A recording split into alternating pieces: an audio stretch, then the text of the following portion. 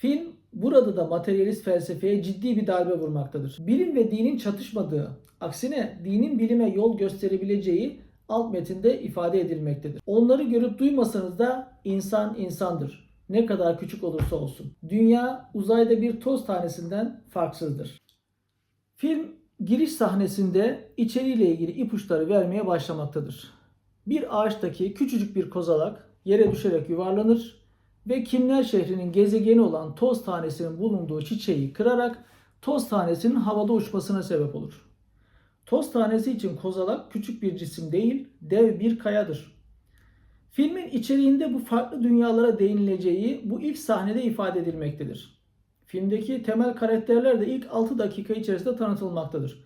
Horton, ormanda sevilen bir hayvandır. Ormandaki yavru hayvanlar Horton'la vakit geçirmeyi sever. Ondan bir şeyler öğrenirler. Kanguru ise ormanın eşrafından olan, hayvanların şerrinden çekindikleri, kibirli, statükocu ve dedikoducu bir hayvandır. Horton'un ormanda yüzerken kulağının yanından geçen toz tanesinden bir çığlık duyması ve toz tanesinin peşinden koşmasıyla ormanda huzursuzlukta başlar. Kovalamaca sırasında maymunları rahatsız eden Horton onların hücumuna uğrar. Toz tanesini bir çiçeğe kondurarak emniyete alan Horton'la kanguru arasında şöyle bir diyalog geçer. There's a tiny person on that speck that needs my help. Absurd. There aren't people that small. Well, maybe they aren't small. Maybe we're big. Horton. No, really, think about it. What if there was someone way out there looking down on our world right now? And to them, we're the speck. Aslında tam olarak var olan hakikat de budur. Allah'ın kudreti, büyüklüğü karşısında dünyamız bir toz tanesi kadar bile kıymetli değildir. Film alt metninde bu mesajı çok güzel bir şekilde vermektedir. Materyalist, ateist felsefeyi temsil eden kanguru şu şekilde karşılık verir. If you can't see, hear, or feel something, it doesn't exist. Film burada da materyalist felsefeye ciddi bir darbe vurmaktadır. Çünkü birkaç dakika sonra toz tanesinin içindeki Kimler şehri sakinleri görünecek, kamera onların şehrine bir gezinti yapacaktır. Böylece kangurunun tezi tamamen çürümüş olacaktır. Kanguru görmese bile filmi izleyen bizler toz tanesindeki varlıklardan haberdar oluruz. Bu sahne ile bizim hayatımızda da görünmeyen, duyulmayan, hissedilmeyen ama var olan varlıklar vardır düşüncesi desteklenmektedir. Kimler şehri belediye başkanının oğluyla yaptığı konuşma sahnesinde de evrim teorisi karşıtı bir alt metin bulunmaktadır. Belediye başkanı oğluna tarih boyunca hep belediye başkanı olduklarını, bir gün oğlunun da kendisi gibi bir belediye başkanı olacağını söyler ve uzun koridorun duvarlarında bulunan dedelerinin fotoğraflarını gösterir. Yüzlerce fotoğraf hızlıca geçtiğinde odanın en sonunda bir mağara adamının fotoğrafı görünür. Böylece insanlığın en uzak atasının da yine bir insan olduğu, maymun olmadığı tezi alt metninde ifade edilmiş olmaktadır. Kanguru bundan sonra Horton'u tehdit etmeyi de ihmal etmez. Our community has standards, Horton. If you want to remain a part of it, I recommend you follow them. Sonra Horton'un ve Kimler şehri belediye başkanının yaşadıkları peygamberlerin tebliğ mücadelesiyle büyük benzerlikler taşımaktadır. Horton ve belediye başkanı da peygamberleri sembolize etmekte ve onların yaşadıkları sıkıntıları bize bildirmektedir. Horton da peygamberler gibi toplumun önde gelenleri tarafından tehdit edilmektedir. Ayrıca Horton'a inanan ve destek olanların gençler, çocuklar, zayıf ve güçsüzler olması da yine peygamberlere tabi olan zümreleri çağrıştırmaktadır. Bundan sonra Horton'un fare arkadaşı Morton da toz tanesi hakkında bildiklerini kendine saklaması gerektiğini söyleyerek onu kangurudan korumaya çalışır. Fakat Horton kendine hakim olamaz ve ormandaki yavru hayvanlara durumu anlatır. Yavru hayvanlar da ona inanırlar.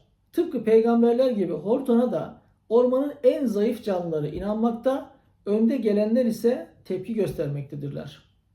Toz tanesinde ise belediye başkanı işlerin yolunda gitmediğini anlayıp 100. yıl şenliklerini iptal etmek istemektedir. Fakat orada da yönetici sınıf olan konsey üyeleri başkanı sustururlar ve ters giden durumu halktan gizlemeye çalışırlar.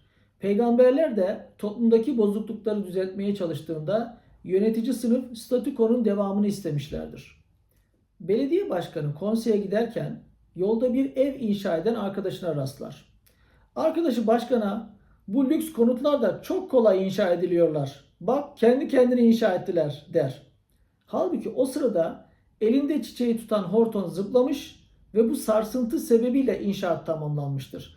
Burada da kainatta tesadüfe yer olmadığı ve dünyanın kendi kendine var olmadığı alt metinde ifade edilmektedir. Horton'un da orman sakinleriyle mücadele etmesi ve her şeye kadir bir tarzda sunulmaması onun alt metinde Tanrı olarak okunmasını engellemektedir. Bu durumda Horton Tanrı'yı, belediye başkanı peygamberi temsil etmekten çok aynı anda farklı kavimlere gelen iki peygamber temsili bence daha anlamlı olmaktadır. Belediye başkanı bir bilim adamı olan Doktor LaRue'ya Kimler şehrinin aslında bir toz tanesi olduğunu söyler. Doktor LaRue yaptığı araştırmalar sonucunda nasıl bildiğinizi anlayamadım ama doğru söylüyorsunuz. Dünyamız eğer güvenli bir yerde sabitlenmezse yok olacak der. Böylece bilim ve dinin çatışmadığı, aksine dinin bilime yol gösterebileceği alt metinde ifade edilmektedir. Kanguru çiçeğin yok edilmesi için çeşitli yollar dener. Kötü Vlad adlı bir kartalı görevlendirir, bir maymunları görevlendirir. Fakat çiçeğin yok edilmediğini öğrenince çılgına döner ve hayvanlara Horton'a karşı kışkırtmaya girişir. Sosyal düzenimiz tehdit altında. Bunun öncüsü kim? Horton. Bu sırada Horton'un fare arkadaşı Morton savunmaya geçer. Burada Horton'dan bahsediyoruz. Hepiniz onu tanıyorsunuz. O bir sineği bile incitmez. Fakat kanguru bu sözleri aldırış etmez ve Horton'u yakalatır. Horton yakalanmıştır, kafeslenmiştir, eziyetler görmüştür ve kanguru Horton'a bir teklifte bulunur. Başına bela olacak bu kalabalık istersen gidebilir. Tek yapman gereken o toz tanesinde hiç kimsenin yaşamadığını ve benim haklı, senin haksız olduğunu söylemek. Eğer yapmazsan bedelini ödemek zorunda kalırsın. Horton şöyle cevap verir. Durmayın, beni bağlayın, kafese koyun, istediğinizi yapın. Ama bu toz tanesinde insanlar var. Onları görüp duymasanız da insan insandır. Ne kadar küçük olursa olsun. Burada da yine tebliğ uğruna peygamberane bir duruş sembolize edilmektedir. Horton kafese kapatılır, elindeki toz tanesi alınır ve kızgın yağ atılacakken o toz tanesinden gelen sesleri kangurunun çocuğu Rudy duyar ve annesine itaatsizlik edip o toz tanesini yakalar ve bir kenara kaçırır. Böylece Rudy'nin yaptığı davranışın da Nurettin Topçu'nun kitabında belirttiği isyan ahlakı olduğunu görüyoruz. Rudy haklının yanında yer almak için otoriteye isyan etmiş ve ahlaklı bir davranışta bulunmuştur. Böylece kangurunun otoritesi tamamen yıkılır. Sonunda o da pes eder ve toz tanesinin korunmasına yardım eder. Filmin sonunda kamera göğe doğru yükselir. Dünyadan çıkar ve uzayı gösterir. Bu bakış açısıyla bakıldığında dünya uzayda bir toz tanesinden farksızdır. İşte film böyle bir vurgulama ile sona erer. Gördüğünüz üzere Horton filminin alt metninde peygamberlik, peygamberlerin çektiği sıkıntılar, peygamberlere inananların az olması ve onların da sıkıntı çekmesi, peygamberin getirdiği mesaja en büyük tepkiyi toplumun önde gelenlerinin vermesi, dünyanın Allah'ın kudreti yanında toz zerresi kadar değersiz ve küçük oluşu, görünmeyen varlıklara iman gibi birçok konu yer almaktadır.